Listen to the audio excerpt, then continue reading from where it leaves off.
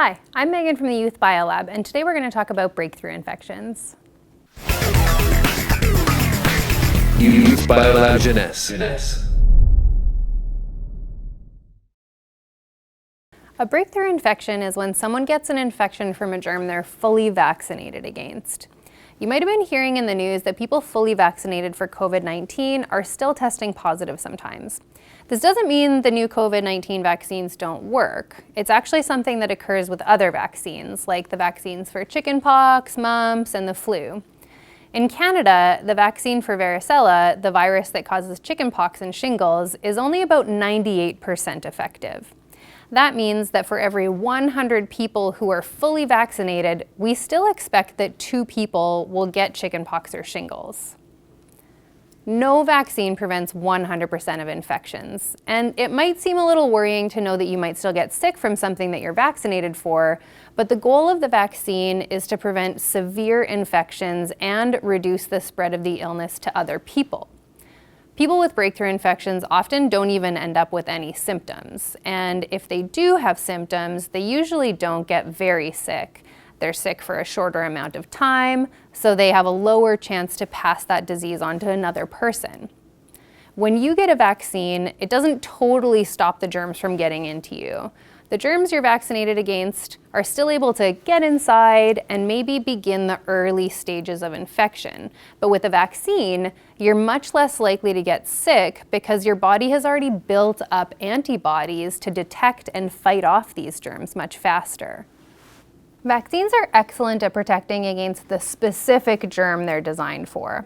If we look at cases of COVID-19 during the fall of 2021, when many people were recently fully vaccinated, we saw very few breakthrough cases. According to the Public Health Agency of Canada, only about 1 out of 100 cases of infections were breakthrough cases in fully vaccinated people. About 10 were vaccinated too recently for protection to kick in, and 80 or 90% of cases were in fully unvaccinated people.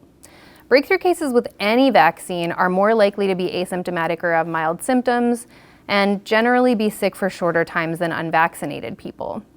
More recently, we've been hearing that breakthrough infections of COVID-19 are on the rise, and to understand what this means, we need to understand the different things that can lead to breakthrough infections. Why do breakthrough infections happen? There are lots of things that can affect how well the vaccine works in a person. The mRNA vaccines need to be kept at a very cold temperature, and once they're mixed, they can't sit out for too long. So improper storage can make vaccines less effective, meaning less protective antibodies for that person. So there are lots of rules about how to store and use these vaccines to make sure they're working as well as possible. Every person has a different immune response to the vaccine too. Just like we all look different from each other, our immune systems each work a little differently too. Some people will make lots of antibodies in response to infections or vaccines, but other people will make less. Certain health conditions, lifestyle habits, and even older age can lower the antibody production from an illness or vaccination. The timing of vaccinations and boosters is also important. Some vaccines protect us for 10 years, some need booster shots every year. People are the most protected a few weeks after their vaccine shot. This is the time when we'd see really busy white blood cells and the highest amount of antibodies floating around in the blood plasma.